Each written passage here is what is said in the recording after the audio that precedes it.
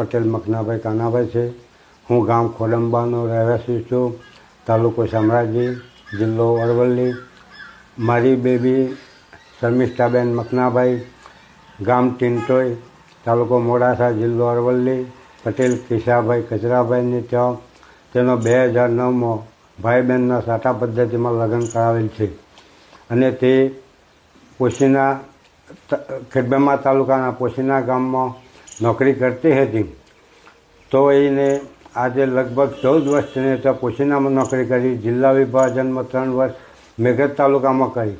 2021માં એમને કોરોના થયો, ત્યાર પછી એની સાસરીવાળે એને છોડી દીધી છે।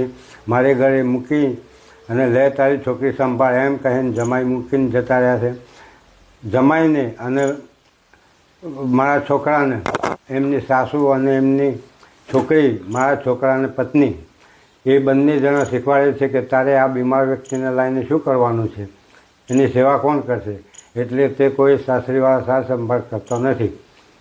અને અમે પોતે પણ હવે આંખે દેખાતું નથી, પગે ચલાતું નથી, એવી તકલીફ થઈ છે, એટલે હાલ અમે સક્ષમ નથી, તો એની સેવા કોણ કરે, એટલા માટે એને ઈચ્છા મૃત્યુની અરજી આવેલ છે।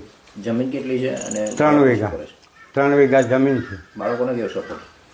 બાળકોમાં જે મોટો ભાઈ છે તે બેનના સાટામાં છે, એટલે એ અમને સહકાર આપતો નથી, અને નાનો ભાઈ છે એ નોકરીની દૂર છે, છતાં પણ તે ખબર કરી જાય છે અને સાથ સહકાર થોડો આપે છે।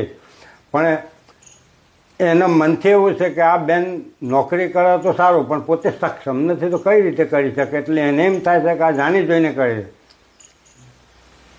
છોકરીનું દુઃખ અમે સહન થતું નથી, નીને ખોરાક કંઈક બિલકુલ લેવાતો નથી, ખવાતું જ નથી, એનું ભાવતું નથી, ગેસથી એને બેસી નથી રવાતું, ઊભું નથી રવાતું, ને આમ શક્તિ નથી, કશી તાકાત નથી। ને આવા લોકો મળ્યા તે લોકો સંભાળ્યા તો 5 વર્ષથી હું હેરતન મૂકીને જો તારનું છોકરા કે કોઈ સંભાળ કરતા નથી, પછી એવી રીતે જીવ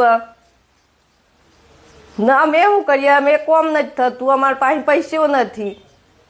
એનો બાપો બેસી જાય, મારી ઉંમર 65 વર્ષ। મજબૂર